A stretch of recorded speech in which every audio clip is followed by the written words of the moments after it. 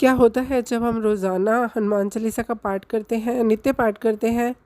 जी हाँ, इससे ये होता है कि हमारे जीवन में आ रही बाधाएं दूर होती हैं, संकट दूर होते हैं, कष्ट दूर होते हैं, रोग दूर होते हैं, हमारे करियर के अंदर आ रही बाधाएं दूर होती हैं, हमारा जीवन तेज़ी से उन्नति करता है जब हनुमान चालीसा का हम नित्य पाठ करते हैं। हनुमान जी को प्रसन्न करने के लिए सबसे बड़ा मंत्र है हनुमान चालीसा। तो आज इसी विषय पर बात करने जा रही हूँ कि हनुमान चालीसा को पढ़ते वक्त हमें कौन सी सावधानियाँ बरतनी चाहिए और कौन सी गलतियाँ हमें नहीं करनी चाहिए। मैं अमांशा एस्ट्रोलॉजी से आचार्य उर्वशी आप सभी का बहुत बहुत स्वागत करती हूँ। होप करती हूँ आप अच्छे से होंगे। हिंदू धर्म के अनुसार हनुमान जी की पूजा से शुभ फलों की प्राप्ति होती है। ऐसा माना जाता है कि उनकी पूजा से लोगों की समस्त मनोकामनाओं की पूर्ति होती है, शुभ फलों की प्राप्ति होती है। इसी वजह से उनके भक्त उन्हें प्रसन्न करने हेतु कई तरह के विशेष उपाय करते हैं। हनुमान चालीसा पढ़ने से समृद्धि, धन, सद्भाव और सकारात्मक ऊर्जा से हमारा जीवन भरपूर हो जाता है। जीवन से नेगेटिविटी बिल्कुल दूर चली जाती है। तो आइए बताते हैं हनुमान चालीसा को पढ़ते वक्त सावधानियाँ कौन सी हमें बरतनी चाहिए। पहली सावधानी ये है कि जब भी आप हनुमान चालीसा का पाठ करते हैं तो आपको बीच की चौपाई से स्टार्ट नहीं करना, शुरू नहीं करना। आप हनुमान चालीसा का पाठ करने जा रहे हैं तो पूरा क्रमबद्ध तरीके से ही इसको पूरा पढ़ना चाहिए और बीच में नहीं उठना चाहिए और बीच की किसी चौपाई से पाठ शुरू ना करें। दूसरी सावधानी ये है कि साफ तन और मन करना। जी हाँ, अपने मन को शुद्ध करके इसको रीड करना चाहिए, पढ़ना चाहिए। हमेशा शुद्ध मन और तन से मंदिर में दीपक जलाकर हनुमान जी का ध्यान करते हुए पाठ करना चाहिए। तामसिक भोजन और मदिरा का सेवन नहीं करना चाहिए। यदि आप हनुमान चालीसा का पाठ करते हैं तो सुनिश्चित कर लीजिए कि आपको भूल कर भी तामसिक भोजन या मदिरा का सेवन नहीं करना चाहिए। ऐसा करने से आप हनुमान जी के क्रोध का पात्र बन सकते हैं। हनुमान जी बाल ब्रह्मचारी हैं और हमेशा तामसिक भोजन से दूर रहने वाले हैं। किसी से व्यर्थ का झगड़ा।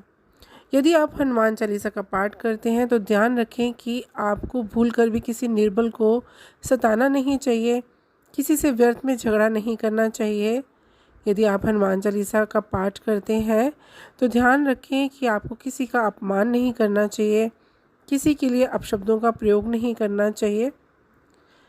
आगे आपको बताने जा रही हूँ, गरीबों और जानवरों को सताना नहीं चाहिए, इस बात का खास ख्याल रखना चाहिए। यदि आप घर की समृद्धि के लिए हनुमान चालीसा का पाठ करते हैं तो भूलकर भी किसी जानवर और गरीब को ना सताएं। ऐसा करने से पूजा का फल नहीं मिलता और घर में दुख बने रहते हैं। कोई अपराध ना करें और झूठ ना बोलें। जी हाँ, यदि हनुमान चालीसा का पाठ करते हैं तो आपको किसी भी प्रकार का अपराध नहीं करना चाहिए और किसी के साथ छल कपट करने से बचना चाहिए और झूठ नहीं बोलना चाहिए। आगे बताने जा रही हूँ कि हनुमान चालीसा को पढ़ने में जल्दबाजी नहीं करनी चाहिए बिल्कुल भी। जब आप हनुमान चालीसा का पाठ करते हैं तब आपको कभी भी जल्दबाजी नहीं करनी चाहिए, कभी भी इसके किसी श्लोक का उच्चारण गलत तरीके से नहीं करना चाहिए, हमेशा धैर्यपूर्वक करना चाहिए। यदि आप हनुमान चालीसा का नियम से पाठ करते हैं तो आपको यहाँ बताई गई जो मैंने गलतियाँ बताई हैं इससे आपको बचना चाहिए। बहुत ही पावरफुल, बहुत ही ताकतवर पाठ है ये। हनुमान जी की शक्तियाँ हैं इसमें और जब हम इसको करते हैं तो उन शक्तियों के छींटे हम पर पड़ते हैं और हम भी शक्तिवान होते हैं, ऊर्जा से भर जाते हैं और हनुमान जी का आशीर्वाद हमें प्राप्त होता है।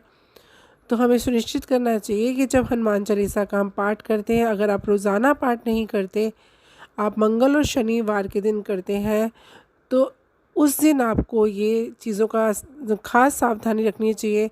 मांस मदिरा से दूर रहना चाहिए, झूठ और अपराध से बचना चाहिए और अपने जीवन को खुशहाल बनाना चाहिए।